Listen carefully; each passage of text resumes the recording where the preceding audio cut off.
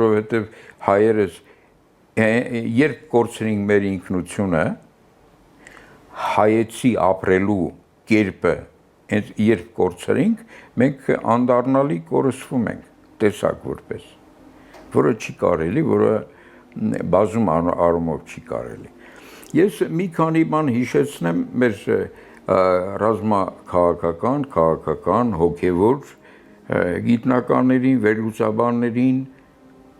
որ այս աշխարհիկ կառավարություն եւ հոգևոր իշխանություն այս սրանց բախումները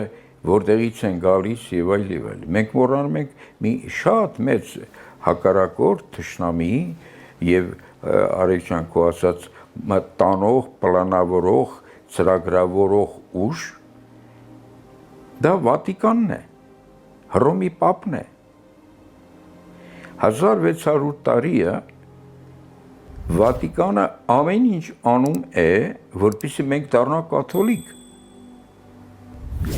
Ահռելի դաժան պատերազմներ եղել խորքային, սառը պատերազմի մասին է խոսքը,